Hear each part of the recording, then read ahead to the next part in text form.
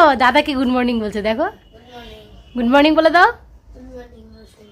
এই যে আজকে টিফিন চা জিনিস নিয়ে আসলাম আজকে।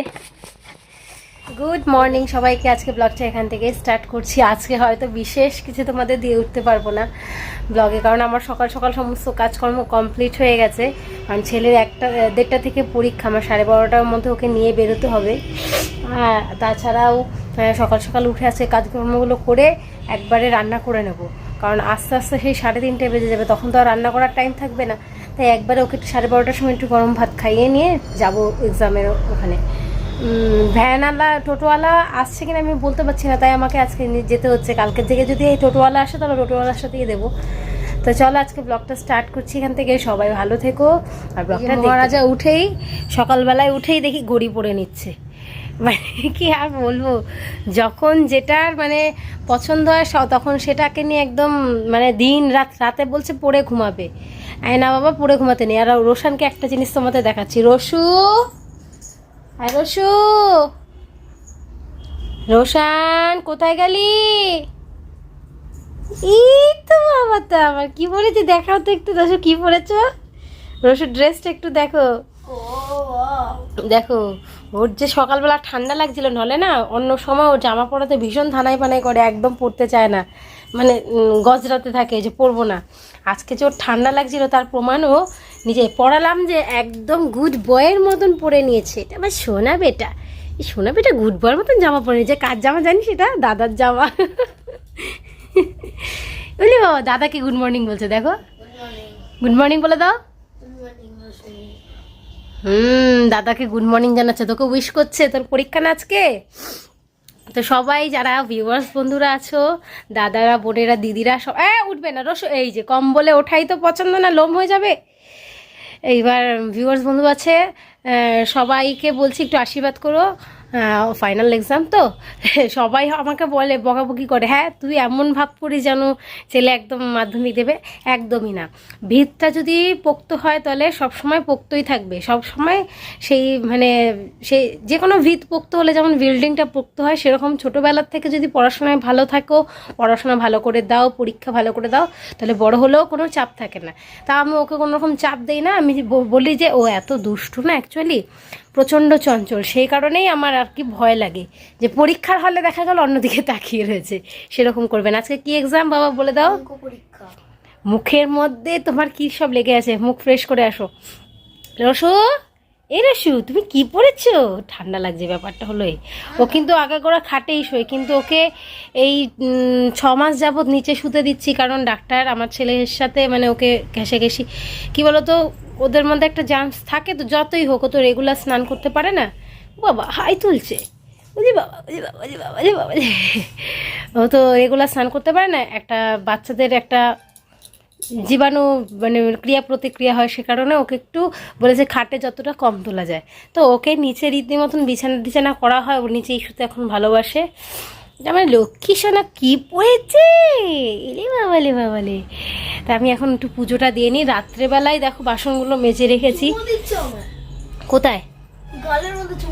ওলে বাবালে বাবালে। রাত্রেবেলায় বাসন কটা মেজে রেখেছি, কারণ কাঁসার বাসন মাজতে একটু টাইম লাগে সকালবেলা। তো এখন দেখি পুজোটা দিয়ে নিই। তোমাদের দাদাভাই এখন এসে পৌঁছায়নি, রাস্তায় নিশ্চয়ই বন্ধুবান্ধবের সাথে একটু আড্ডা দিচ্ছে। যাই হোক কিছু বলি না। এই একটু বন্ধুবান্ধবের আড্ডা না হলে না লাইফটা ভালো চলে না। তো চলো ব্লগটা দেখতে থাকো। এই যে আজকে টিফিন চা আর হচ্ছে পাউরুটি, কারণ একটু বাদেই রান্না বসাবো। আজকে একটু তাড়াতাড়ি খাওয়া দাওয়া হবে, আমরাও বেরোবো পরীক্ষা দেওয়াতে। তাই আজকে সকালবেলা চা পাউরুটি অনেকদিন বাদে খাবো। চলো নাও, জল খেয়েছো? নাও, এটা তোমার।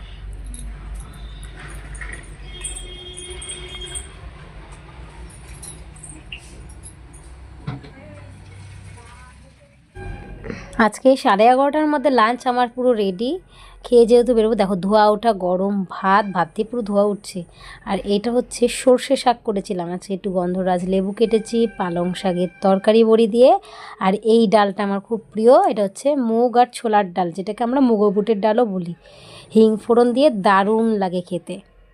হ্যালো বন্ধুরা, ফিরে আসলাম আজকে অনেকক্ষণ পরে। অ্যাকচুয়ালি স্কুলে গেছিলাম ছেলেকে নিয়ে, ওকে নিয়ে একবারে ফিরেছি, তাই আর মাঝখানে কিছু ভিডিও তুলিনি, কারণ পরীক্ষার একটা টেনশনে ছিল। ওর অঙ্ক পরীক্ষা ছিল বলে একটা টেনশন নিজেরও ছিল, ওরও ছিল। সে কারণে আর সে মাঝখানে আর ভিডিও তোলার সত্যি কথা কোনো মুড হয়নি। কিন্তু আজকে আসার সময় একটা দারুণ ঘটনা ঘটেছে। ঘটনা বলতে আসার সময় আজকে হচ্ছে মিও আমারের 32 ইয়ার্স বার্থডে। তাই মিও আমারে খুব একটা, আমি সকালবেলা ভোরবেলাই আমি ফোনে দেখছিলাম, ফেসবুকে দেখছিলাম, মানে আমাদের যে মানে এরিয়ার মধ্যে যে মধ্যমগ্রামের যে গ্রুপটা আছে সেখানে দেখছিলাম যে মিও আমারে 32 ইয়ার্সের বার্থডের জন্য কিছু কিছু মানে খাবার সেগুলো 32তে পাওয়া যাচ্ছে। তো যাই হোক, সকালবেলা দেখতে দেখতে যাচ্ছিলাম চৌমাথা দিয়ে যে 32তে আছে অফার, অনেক লাইন পড়েছে, কিন্তু সকালবেলা তো আর হয়নি। অ্যাকচুয়ালি সকালবেলা না, আমরা বেরোলাম হচ্ছে 12:30টায়, তখন আর হয়নি। আর ওখানে 7টা থেকে সকালবেলা ওপেন হয়ে গেছে সবটা। এবার ফেরার সময় তখন প্রায় 3:30 বাজতে যায়, তখন আমি আর ছেলে আমি বললাম চল একটু যাই মিও আমারে ঢুকে আসি, যদি ভালো কিছু পাই।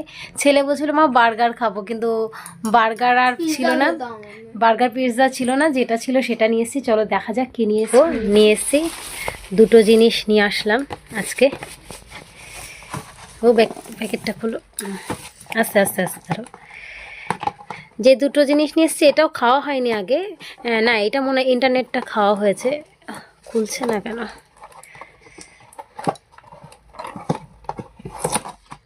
আস্তে।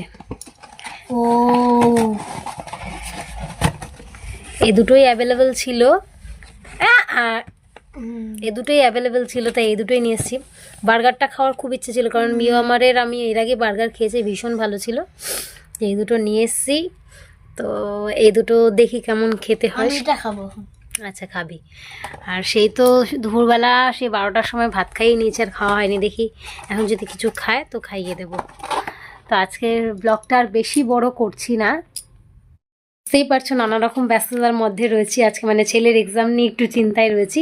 তো আজকের ব্লগটা বেশি বড় করছি না, আশা করছি পরের ব্লগগুলো আরও ভালো হতে চলেছে।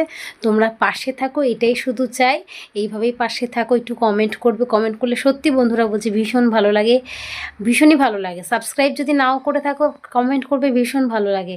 আর ভালো লাগলে তো অবশ্যই সাবস্ক্রাইব করবে, আর ফেসবুকে দেখলে ফলো করবে। প্লিজ পাশে থেকো, এইভাবেই দেখতে থাকো।